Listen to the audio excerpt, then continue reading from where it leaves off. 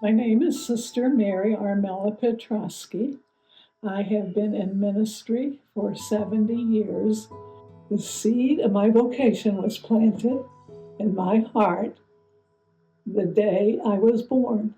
I was assisted at my birth by a sister of divine providence, and I believe it's then that my seeds for my vocation were planted. I met the CDPs because I went to school there for 12 years of my education.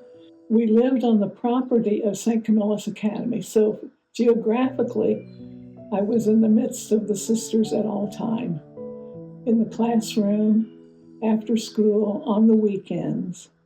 And it was always delightful for me to be able to keep up with them in that way. The joy of the Lord gives me strength. And that's what I always experienced in them. And often when I would pass the school, I would hear the sisters in chapel praying, singing. I would see them cooking and cleaning. All those times were very special because they made it special for me. When Sister Gregoria said to me, Armella, are you going to the convent? And I said, no, I don't think so. And she said, I thought it would be too difficult for you. And those are the words that challenged me deeply. And so I've never forgotten them. They may have felt negative at the time, but they were a challenge and an inspiration to me to follow my vocation. My ministries have always been in education, in the school, in the classroom. After that, I moved into the catechetical field and worked for the Diocese of Covington in eastern Kentucky. I was at Paintsville in the boarding school, so I was teaching the children plus taking care of the boarders at times. I did like traveling throughout eastern Kentucky. Those were the days when the roads were not very straight or very well paved. So many of the time I had to pass by a coal truck that took most of the road, and so I had to move over, but there was no shoulder to move to. So often I would just catch my breath, close my eyes for a second, and keep going. Providence was with me, and those trips were safe. The virtue that's closest to my heart is charity. As I grew up with the sisters, that was the focus of their lives, to be charitable to those in need. So that was in the boarding school, it was in the school itself, it was to families within Corbin, Kentucky who needed help, including my family. They were always there. If someone was giving birth to someone, they were at their home assisting out of their own charity. I saw the charity between them, doing things for each other, also reaching out to the homeless or someone who could not pay the tuition. They were still welcome at St. Camillus. And so I thought, if I can emulate that charity that I've witnessed, how great would that be?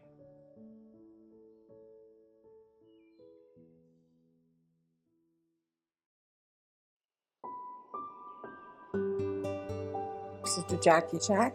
I'm celebrating 70 years of religious life. I was born in Tam Springs, and we had a school, St. Joseph's School, and they taught there, the Sisters of Divine Providence. That's how, when I first met them. And I found them very approachable, I found them happy, and I found them enjoyable. They were very patient and very kind to the students that had a hard time struggling. And I happened to be one of them. But I also felt God was calling me to religious life from a very early age in my life. And so I followed that call. 50 years of my religious life was spent between Providence, Rhode Island, the infant home, and New York, John Dark residence. My time at the infant home, my first several years, I had the older children, 2 to 6 years old. Now that was a challenge, and that was hard, and I was really worn out after the day was over with that. Later on, I went to the infants, and that was very rewarding. I mean, that was good. And what I liked about that so much, not all the time, but there were times when I was able to meet the adopted couples. And that was really nice. And I was able to tell them a little bit about the child. And I really liked that very much.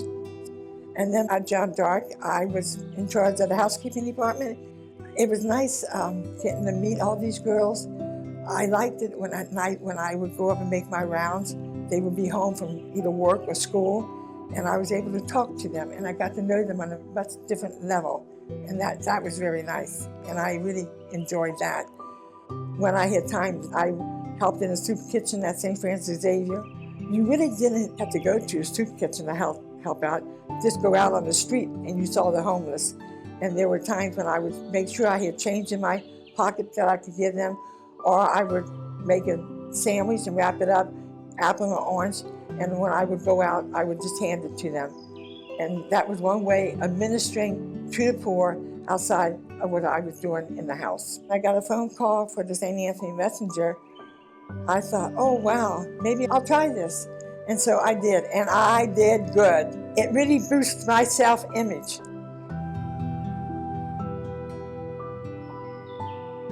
This woman, when I called on the phone, said, "You're the first human voice I heard in 2 weeks." It really did something to me. And I thought, I need to do something about this. So I would write their address down and their telephone number, and I would either write them or I would call them again just to make sure they were okay. And they really, really appreciated that very much. And I did get some letters back from them telling me how much they appreciated me doing that. And then when I retired here at Holy Family, I'm receptionist at the front desk, and I do the sacred linen and odds and ends that needs to be done. If they ask me for my help, I give it to them. I made wonderful friendships with the people in the different places where I've been, and I still keep up with some of them. And I call them, they call me, and we write birthday, Christmas, and stuff like that. I keep up with them yet, and I like that. Abandonment to divine providence. I had a trust when I went from one job to another that God was going to take care of me. God was always there to take care of me. There was always somebody that was there to help me out. Trust in divine providence. That's my virtue that I really rely heavily on.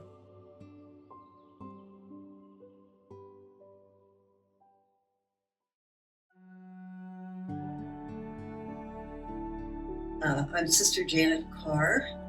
I've been a Sister of Divine Providence, so I'll be celebrating my 60th Jubilee this year. Before I was even in school, but I remember a sister coming over to talk with us. I have no idea who she was really, but as I looked at her and as she left us and walked up the steps to go into the school, I remember distinctly thinking, that's who I want to be. I attended St. Francis de Sales School in Newport, and the sisters all through grade school, then Our Lady of Providence in high school. And I just loved being around them because they were always so comfortable to be with and seemed very happy and fulfilled in what they were doing. I didn't enter to become a teacher or a nurse or, to be a sister. I do remember 2 times where I distinctly had a discernment where not a different direction, but a different path that really made a difference, I think, in the places where I've been in my life. And one was after I got my degree in elementary education, of course. After that, I began to go to Xavier University for my master's degree in elementary education. But I took a theology course there and loved it so much. So instead of pursuing a master's in elementary education, it was able to change my direction to pastoral ministries. The big surprise of my life was being elected to our general council. Going to France was a very interesting, very blessed opportunity to get to know all of our sisters in all the different provinces. It was after coming back from that, I knew I couldn't just go into a parish because it was 10 years out of the country. And I started with a clinical pastoral education. A residency opened at Children's Hospital in Cincinnati, and after that, a position opened at Women's Hospital in Lexington.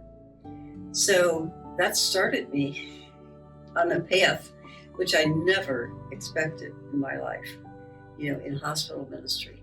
When I think of growing up in a small parish, a small city, in Kentucky, and from there, the opportunities that I've had for study, to meet so many different people, for travel, so enriching. But particularly in hospital ministry, it's people who are really trusting you and sharing with you their lives and the things that they're going through, and their vulnerabilities.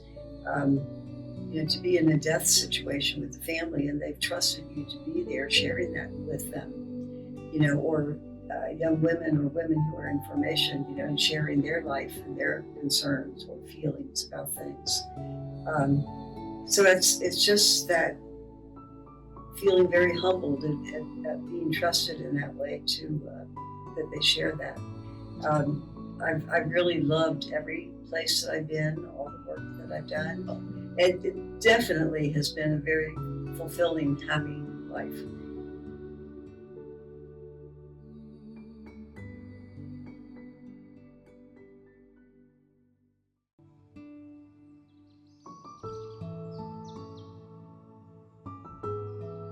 As Sister Madonna Kling marks 60 years of religious life, she reflects not only on the path behind her, but also on the journey still ahead. In recent years, some have questioned whether religious life remains relevant. For Sister Madonna, the answer is yes, emphatically. Consecrated life is not about being better or holier, but about embodying the diverse charisms and callings within the body of Christ. Even as congregations evolve or diminish, the global sisterhood holds the promise of rediscovering and renewing gifts once lost to the Church. This year's theme, Consecrated Life, Walking in Hope, resonates deeply with her.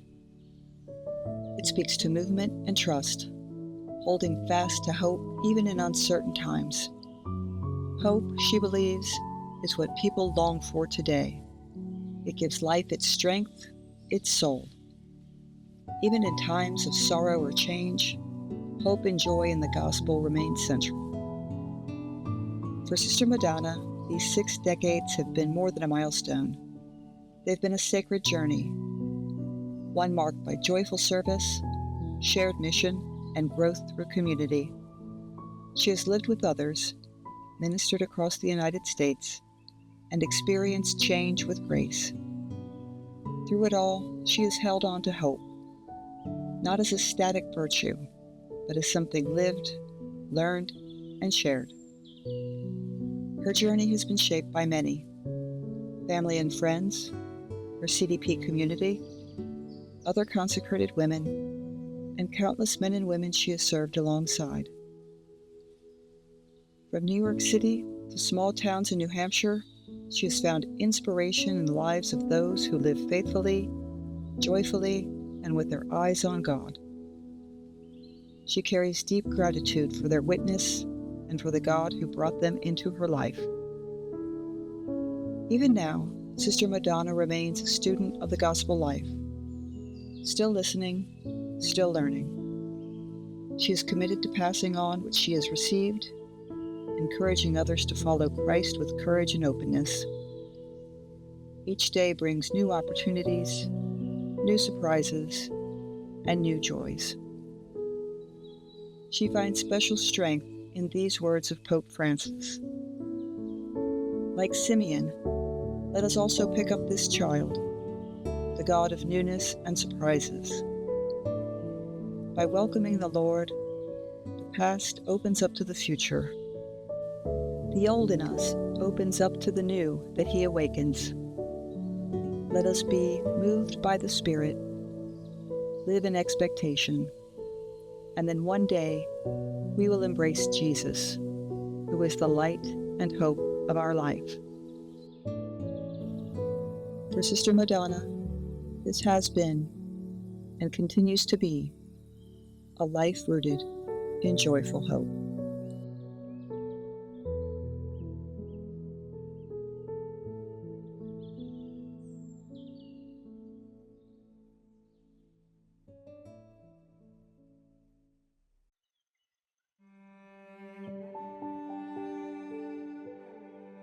CDPs were in our home parish, St. Cecilia's, and so they had the grade school there. That was one of the first CDP schools that we had in the history of the diocese. So they were in the home parish, so they were always there.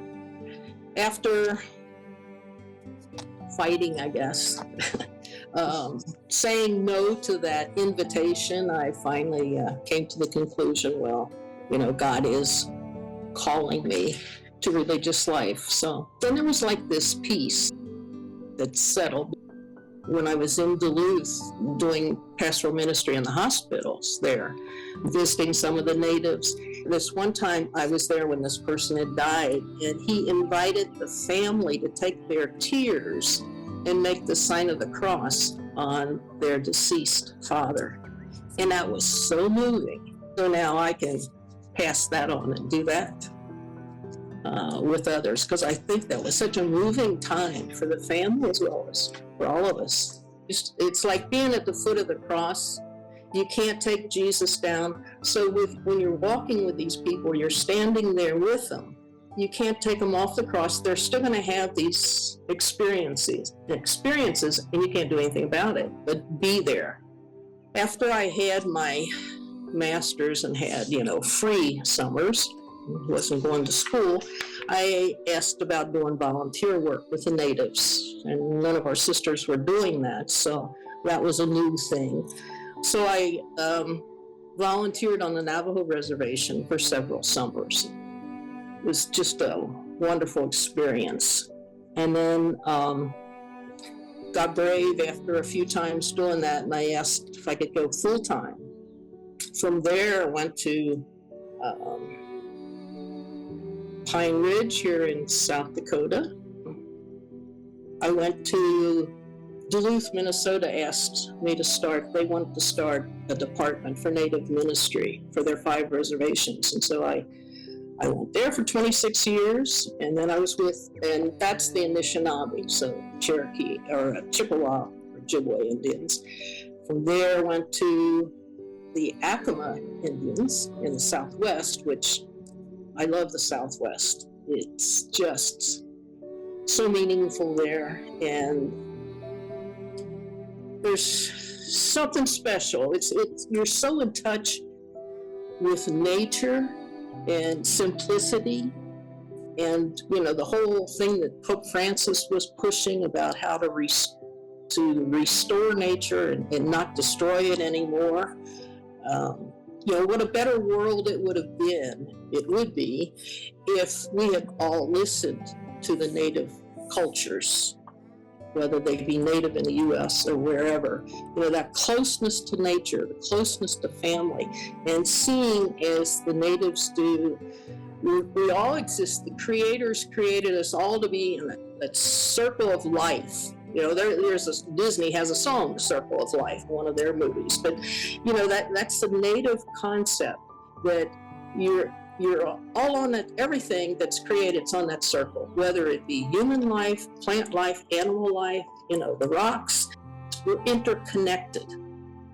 And so that is beauty in itself, if we can just get that concept. There's just beauty all around.